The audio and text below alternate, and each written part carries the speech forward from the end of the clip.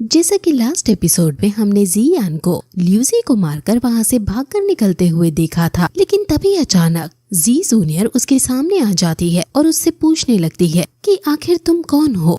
Mask पहना हुआ जियान पहले तो अपनी आइडेंटिटी बताने से मना कर देता है, लेकिन जब जी जूनियर उसे धमकी देती है तो जियान उसको कह देता है कि वो जियान का टीचर है।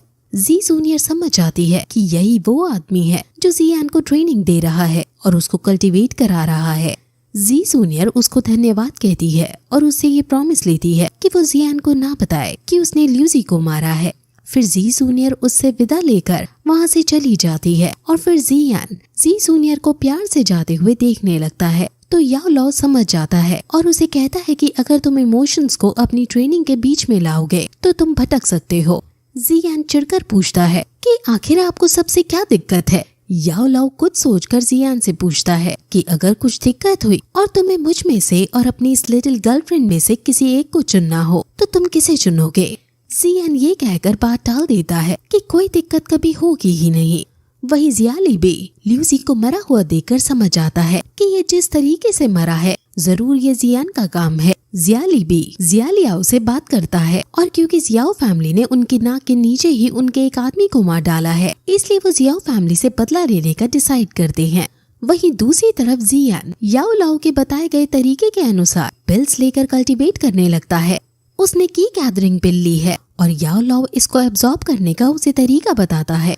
अगर इस तरीके को करते वक्त जियान ने इसे अधूरा छोड़ दिया तो आगे उसकी कल्टीवेशन में प्रोग्रेस बहुत ज्यादा मुश्किल हो जाएगी।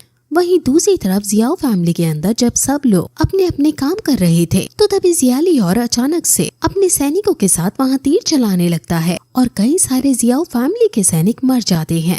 अब तभी वहाँ जियान भी आ जाता है और उससे इस बदतमीजी की वजह पूछता है, जिस पर जियाली भी कहता है कि तुम ये सब अपने बेटे जियान से पूछो। सुना है वो बहुत जल्द 8 लेवल पर पहुंच गया है, लेकिन इसका ये मतलब तो नहीं कि वो अब हमारे पिल मेकर को मारने लगेगा। अब हम उसका बदला लेने आए हैं और तुम्हें मरना होगा। अब सैनिकों में युद्ध होने लगता है और जियान टाइगर फ्यूरी का यूज करके जियाली से लड़ने के लिए आगे जाता है। जियालियाओ और कुछ सैनिक जियान को पकड़ने के लिए जंगल में चले जाते हैं। वहीं दूसरी तरफ हम जियान को कल्टीवेट करता हुआ देखते हैं।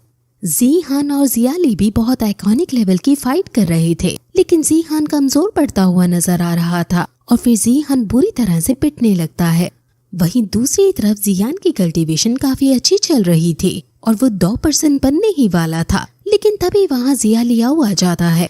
जियालियाओ उसको देखकर काफी हंसता है और कहता है कि तुम यहाँ 2% बनने का ट्राई कर रही हो, लेकिन कोई फर्क नहीं पड़ता क्योंकि आज रात तुम और तुम्हारी फैमिली मारी जाएगी।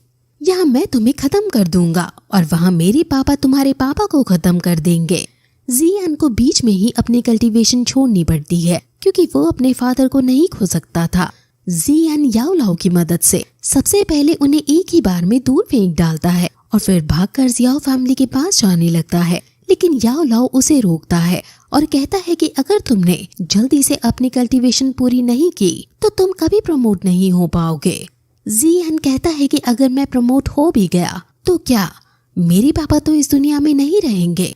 सबसे पहले मुझे उन्हें बचाने जाना होगा। याओ लाओ उसे भावनाओं में ना बहने के लिए कहता है और उसे बताते हैं कि अगर तुम प्रमोट नहीं हो पाओगे तो मैं और ज्यादा तुम्हारे अंदर नहीं रह पाऊंगा। इस दुनिया में सिर्फ पावर ही राज करती है, जिसके पास ज्यादा पावर है वो ही यहाँ पूजा जाता है। बिना पावर के तुम किसी की रक्षा नहीं कर सकते हो, इसलिए अभी फिर से कल्टीवेट करने बैठ जाओ। अपनी फैमिली को अपने ऊपर बोझ मत बनने दो। ये सुनकर जियान को गुस्सा आ जाता है और कहता है कि फैमिली बोझ नहीं होती है। क्या तुम्हें फैमिली का मतलब भी पता है और क्या तुम्हारी कोई फैमिली भी है। याओ लाओ ये सुनकर काफी दुखी होता है और वो अपने उस डिसाइपल के बारे में सोचने लगता है जिसको उसने अपने बच्चे की तरह पाला था, लेकिन अंत में याओ लाओ को धोखा ही मिला था। जियान कहता है कि मुझे नहीं पता कि तुम अभी ये क्यों कह रहे हो, लेकिन एक बात मैं तुम्हें बता दूं कि फैमिली बोझ नहीं होती। ये कहकर जियान उसकी अवहेलना करता हुआ वहाँ से चला जाता है। याओ लाओ कहता है कि तुम ये सब इसलिए कह रहे हो क्योंकि तुमने कभी किसी अपने से धोखा नहीं खाया है। जब खाओगे तब पता चलेगा कि ये सब मोह और मतलब के बंधन हैं जो समय आने पर तुम्हें अकेला छोड़ देंगे। जियान गुस्से में फिर उसकी अंगूठी भी फेंक देता है और भागकर जियाओ फैमिली के अंदर जाने लगता है। जियाली भी जीहान को बहुत बुरी तरह पीट रहा था और वो अपने फाइनल स्ट्राइक से जीहान को मारने ही वाला था कि तभी वहाँ जियान जियालियाओ को बंदी बनाकर वहाँ ले आता है और जियालिबी को रोकता है। जियालिबी अपने बेटे को जियान की गिरफ्त में देखकर रुक जाता है और जब जियालियाओ रहम की भीख मांग रहा होता है तो जियालिबी उदास होकर कहता है कि शायद तुम इस युद्ध में शहीद हो जाओगे क्योंकि ये युद्ध जीतना मेरे लिए काफी जरूरी है। ये सुनकर जियालियाओ हैरान हो जाता है क्योंकि उसके पापा उसे नहीं बचा रहे हैं।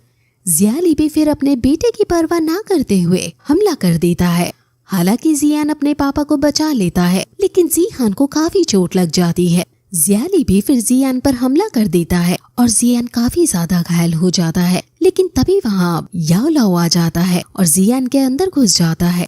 जियालिबी जिहान को फिर जब और मारने लगता है तो याओ लाओ अब वहाँ आता है और जियान की बॉडी का यूज करके जियालिबी को कूटने लगता है। जियालिबी उसे पूछता है कि आखिर तुम कौन हो। जियान फिर तभी सही मौका देखता है और याओ लाओ आसपास शील्ड क्रिएट करके जियान को कल्टीवेट करने का समय देने लगता है और जियान फिर कल्टीवेट करने लगता है। जियान अपने बचपन को याद करता है कि कैसे एक समय पर वो जीनियस हुआ करता था और सब उसे प्यार किया करते थे। कैसे फिर नलन यांड्रान ने उसकी बेइज्जती की थी और कैसे उसने 3 ईयर एग्रीमेंट साइन किया था। अब जियान फाइनली 2% बन जाता है और खड़ा होकर जियालिबी को एक पंच दे मारता है जिससे उसके प्राण पखेरु वहीं उड़ जाते हैं।